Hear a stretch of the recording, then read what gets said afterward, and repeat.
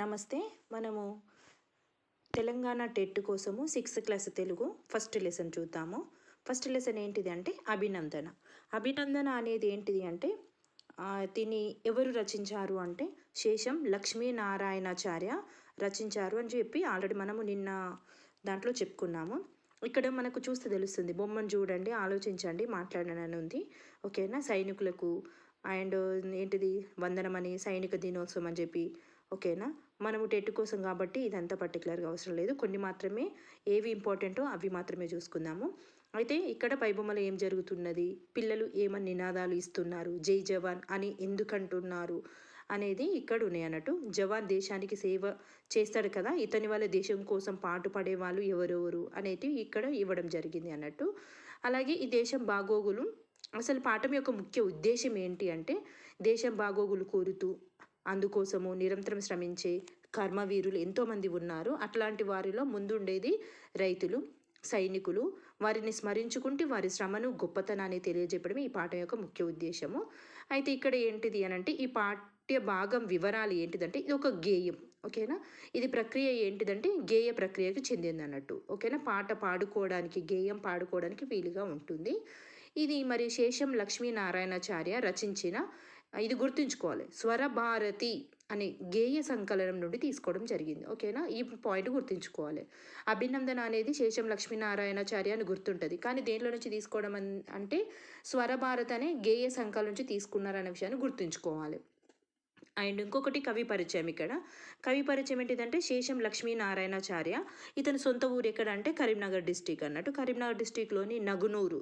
వాళ్ళ పేరెంట్స్ ఏంటిదంటే కనకవ నరహరి స్వామి దంపతులకు జన్మించిన ఈయన చాలా కాలము ఎక్కడ అంటే రంగారెడ్డి డిస్టిక్లో అంటే తెలుగు భాషా ఉపాధ్యాయునిగా పనిచేశాడు. ఈయన అనేక పద్య, వచన, ఓకేనా, గేయ కవితలను రచించాడు.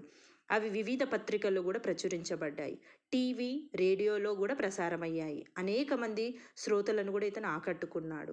ఈయన రాసిన విమర్శనా వ్యాసాలు దక్షిణ భారత హిందీ ప్రచార సభ వారి, ఓకేనా, ఈ పాయింట్ గుర్తుంచుకోవాలి. ఇతను రాసింది కదా విమర్శన వ్యాసాలు ఉన్నాయి కదా, ఇది దక్షిణ భారత హిందీ ప్రచార సభ, ఓకేనా, అది గుర్తుంచుకోవాలి. దాని పేరు ఏంటిదంటే స్రవంతి పత్రికలు కూడా ప్రచురించబడ్డాయి. లలిత మనోహరమైన దైవభక్తి, దేశభక్తి గేయాలను రాయడంలో ఈయన ఏంటిది అందవేసిన చెయ్యి. ఓకేనా. శేషం లక్ష్మీనారాయణాచార్య ఎక్కడ కరీంనగర్ డిస్టిక్ నగునూరు. వాళ్ళ పేరెంట్స్ పేరైతే కనకవ్వ నరహరి. ఇతను రంగారెడ్డి డిస్టిక్లో తెలుగు భాష ఉపాధ్యాయునిగా పనిచేశాడు. ఇతను పద్యాలు, వచనాలు, గేయాలు, కవితలు రాసి చాలా పత్రికలలో వచ్చినాయి, టీవీలో వచ్చినాయి, రేడియోలో కూడా వచ్చినాయి. ఈయనకు చాలామంది ఏంటిదంటే ఇతని శ్రోతలను ఆకట్టుకోగలిగాడు ఇతను. ఓకేనా. ఇతను రాసిన విమర్శన వ్యాసాలు ఎక్కడ అంటే స్రవంతి అనేది ఏంటిది దక్షిణ భారత హిందీ ప్రచార సభ దాంట్లో కూడా ప్రచురించబడ్డాయి. ఓకేనా. ఇతనిది ఎలా ఉంటుందంట, లలిత మనోహరమైన దైవభక్తి ఉంటుంది, దేశభక్తి ఉంటుంది. ఓకేనా. మరి ఈ పాఠం గురించి మనం చూద్దాము. ఓకేనా. ప్రవేశిక ఏంటిదంటే దేశానికి వెన్నుముక రైతు, దేశాన్ని కంటికి రెప్పల కాపాడేవాడు సైనికుడు. వెన్నుముక అయితేనేమో దేశానికి వెన్నుముక ఎవరు, రైతు. మరి కంటికి రెప్పల కాపాడేవాడు సైనికుడు. వీరిద్దరూ లేకపోతే దేశ ప్రజలకు తిండి ఉండదు, రక్షణ ఉండదు. దేశం కోసం వాళ్ళిద్దరు పడే శ్రమను వర్ణించడానికి ఎన్ని మాటలైనా సరిపోవు. అందుకే లాల్ బహదూర్ శాస్త్రి జై జవాన్ జై కిసాన్ అన్నాడు. అదే భావనను ప్రతిబింబజేస్తూ రచయిత సరళమైన పదాలతో వారిని ఎట్లా అభినందించాడో మనం ఈ పాఠం చదివి తెలుసుకోవచ్చు. ఓకేనా. ఇక్కడ మనకు గేయం ఉంది. వందనాలు వందనాలు అభినందన చందనాలివే మా అభినందన చందనాలివే. ఓకేనా. ఇలా ఉందన్నట్టు. శ్రమదాచని హాలికులకు, హాలికులు అంటే రైతులకు, తలవంచని సైనికులకు, భరతమాత పురోగతికి ప్రాతిపదికలకు గనులకు వందనము వందనాలు వందనాలు. ఓకేనా. పుడమి తల్లికి పులకింపగా రుధిర స్వేదమ్ము కాగా పసిడిని పండించునట్టి ప్రగతి మార్గదర్శకులు. ఓకేనా. రైతులను శ్రమదాచని హాలికులని ఎందుకన్నారు ఇక్కడ, భరతమాత పురోగతికి ప్రాతిపదికలుగా గనులు అనే వాక్యాన్ని దీని ద్వారా ఏమైనాయని ఇక్కడ కొన్ని పాయింట్స్ ఇవ్వడం జరిగింది. ఓకేనా. అలాగే కంటికి కనురెప్పలాగా, చేను చుట్టూ కంచెలాగా, జన్మభూమి కవచమైన ఘనవీరులకు, జవానులకు. ఓకేనా.